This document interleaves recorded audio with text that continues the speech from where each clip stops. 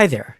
This is the set of most recent reissues of the Buchla music easel produced by Buchla U.S.A. They're not identical to the original Buchla easels from the 1970s, but I think every change they've made in the design is an improvement. Behringer recently showed off a prototype of their take on the music easel called Enigma. I've presented some thoughts about Behringer's cloning practices before, and that always leads to people having the exact same arguments. That's not really what I want to talk about here. What I want to talk about is a missed opportunity on the part of the current management of Buchla U.S.A. Gibson has Epiphone. Music Man has Sterling. Fender has Squier. A lot of companies will create affordable, cost-reduced versions of their more expensive flagship products. Oberheim makes the $5,000 OBX8, but they also make the $1,500 TO5. In Buchla's case, they had Tip Top Audio create an affordable Eurorack line consisting of versions of their 200 series modules. So suppose you wanted to get the sound of a Buchla 296 programmable spectral processor. You can pay $1,800 and have a full-size version, or you have Buchla separation between control signals using bananas and audio signals using tinny jacks, which are pretty close to 3.5 millimeter, but they're not exactly the same.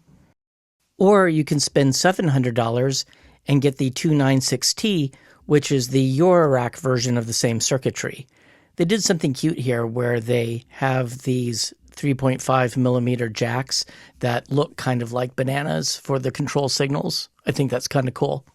So if I was Eric Fox, who is the current CEO of Buchla U.S.A., the moment I heard that Buchla was working on a variation of the Easel, I would have immediately started working with Tip Top on a Eurorack version of the Easel, or I should say the 208 programmable sound source part of the Easel. Like Behringer is doing with the Enigma, I would probably drop the programmable card slot, even though music easel fans won't like me saying that. I would guess that there's a lot of easel users that never actually use the card slot. Buchla and Tip Top would never be able to match the $400 price tag that Behringer has announced. But ultimately, nobody can compete with Music Tribe solely on price, so you have to find other angles. The Behringer UBXA may be $300 cheaper than the Oberheim TEO, and it may also have more voices, but the TEO has that Oberheim name, and I personally think it looks cooler. The Buchla name has power, and ideally Buchla and Tip Top should have started discussions about a Eurorack easel the moment they got the idea to start the collaboration on that series to begin with, so that you could beat Behringer to market. But I also think Eric Fox should have significantly slashed prices on the 200E series. A big part of the cost of the 200E was the development cost, because each of these has a microcontroller for patch storage, and there's an internal data bus that really has no equivalent in any other modular system that I'm aware of, and I don't understand why Buchla U.S.A. isn't pushing that more. Anyway, Don Buchla and his original crew did the development. They have all the software, they have the board designs. It's now just a matter of making them. And the tip-top version can have the jacks and the controls in the right spot. The Enigma designers flipped those around compared to the original easel design, and I can tell you that would drive me nuts. I'm not sure what the reasoning is. Maybe they did that to make it look more like the Model D. Maybe it's to avoid a trade dress issue with Buchla. I'm not a lawyer, have no idea if that would apply or not. And even if Buchla U.S.A. or some other company had some issue that was legally actionable against Music Tribe, there's not a lot of companies that could actually take on Music Tribe's lawyers. Roland has, Yamaha could, Korg could, one of the in-music brands could if the parent company thought that it was worth it. Same deal with the Focusrite brands. They would have to make a really serious case to the mothership.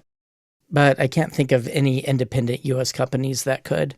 One particularly intriguing feature of the Enigma is patch memory. That's something I wasn't expecting. It sounds like they're basically building in the functionality of Buchla's Easel Program Manager card, which is impressive. Don Buchla passed away 8 years ago. Joel DeVell is still with Buchla, but most of the original folks that worked with him, like Yossi and Rick Smith and John Schatz, aren't there anymore.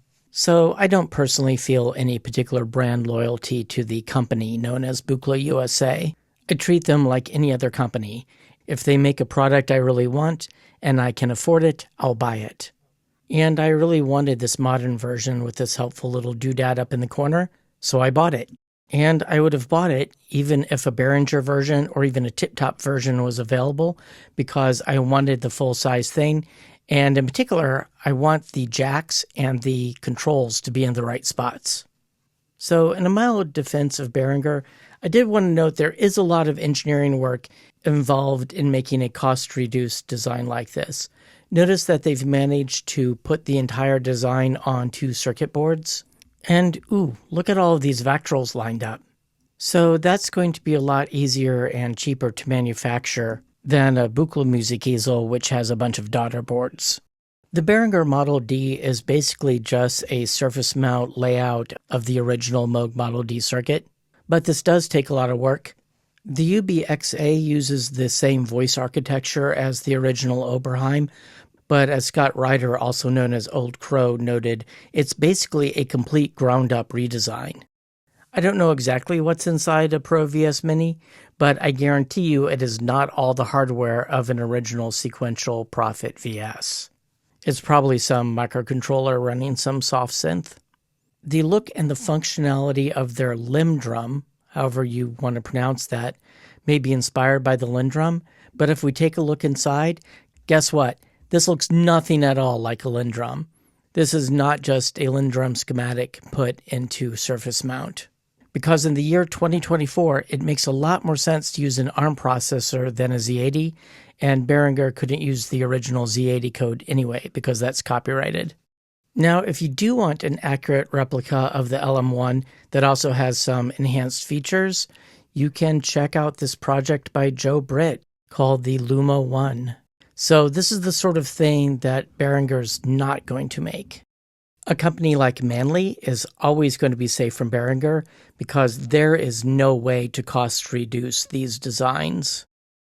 Before we close out, I should address the fact that Behringer has engaged in some problematic behavior in the past, and I'll just say I hope that they do better in the future. Music Tribe employs thousands of people who are working their butts off to make great products, and they deserve leadership that's worthy of them.